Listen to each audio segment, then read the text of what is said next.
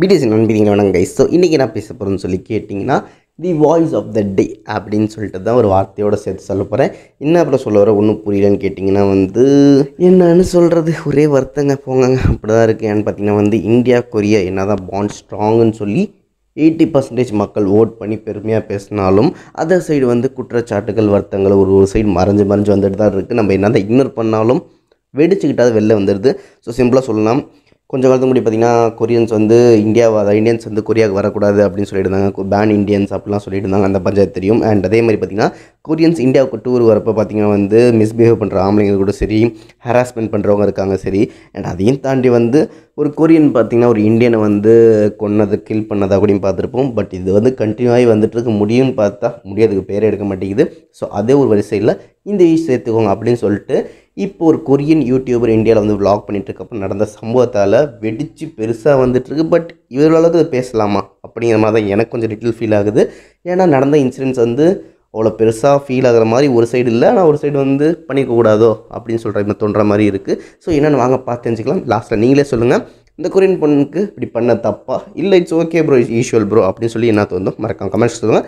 But for more videos மறக்காம subscribe பண்ணிக்கோ. வாங்க அப்படியே வீடியோக்குள்ள போய்டும். ஸோ நடந்தது என்ன சொல்லி கேட்டிங்கன்னா ஒன்றும் பெருசாக கிடையாது.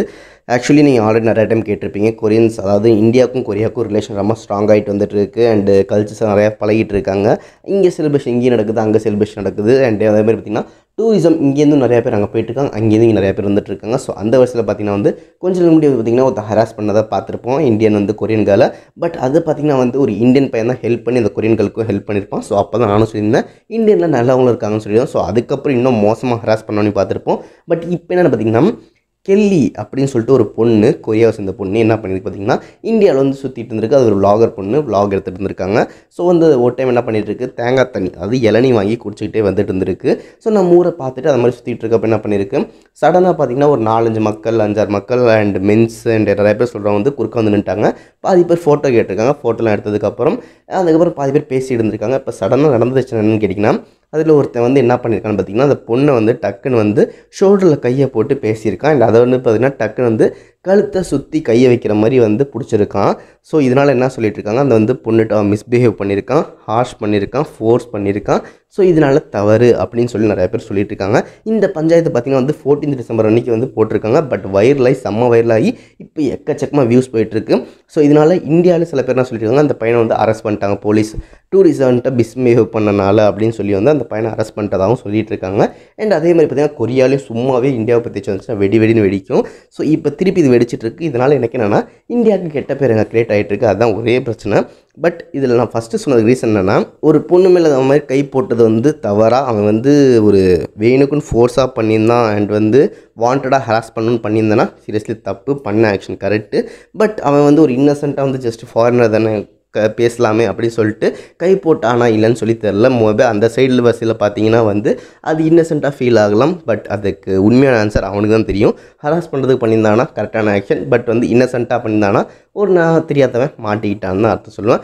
ஏன்னா அதர் கண்ட்ரீஸ்லையும் இதே மாதிரி தான், நீங்கள் கொரியா போனாலும் சரி, நீங்கள் வீடியோ எடுத்து விளாக் எடுத்துகிட்டு போகிறீங்கன்னா உங்கள் கூட நின்று ஃபோட்டோ எடுப்பாங்க. மேபி உங்கள் ஷோல்டர்லேயும் கை வைக்கிறது சகஜம் தான். ஸோ அதே மாதிரி இந்தியாவிலையும் பண்ணியிருக்காங்க. இது கொரியாவில் பண்ணியிருந்தால் யூஷுவல்னு சொல்லுவாங்க. பட் இந்தியாவில் பண்ணுறப்ப இது அன்யூஷுவல்னு சொல்லி தேவையில்லாமல் ரொம்ப வைரலாக்கி இந்தியாவுக்கு கெட்ட பேர் கொடுக்குறாங்கன்னு சொல்லி எனக்கு சின்னதாக ஒரு ஃபீல் ஆச்சு.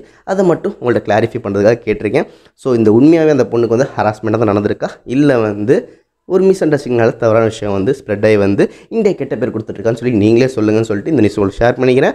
பட் வீடியோ எடுப்பது சைடில் கொஞ்சம் இன்னும் பொறுமையாக எடுத்துருந்துருக்கலாம். பட் இது மாதிரி குறுக்க வந்தது கொஞ்சம் ஃபீல் ஆகி தப்பாக தான் வந்துட்டுருக்குன்னு சொல்லிட்டு இந்த நியூஸை உங்களுக்கு ஷேர் பண்ணிட்டு, இந்தியாவோ லவ் நல்லவங்க கெட்டவங்க எல்லா இடத்துலையும் இருந்துகிட்ருக்காங்க. ஸோ அதுக்காக கெட்ட ஊருன்னு சொல்ல முடியாது, நல்ல ஊருன்னு சொல்ல முடியாது, இருக்க மக்களை பொறுத்து தான் சொல்லிட்டு இந்த நியூஸ் உங்களுக்கு ஷேர் பண்ணிட்டு விடைபெறுவது தான். RJ love you all, tata, bye bye.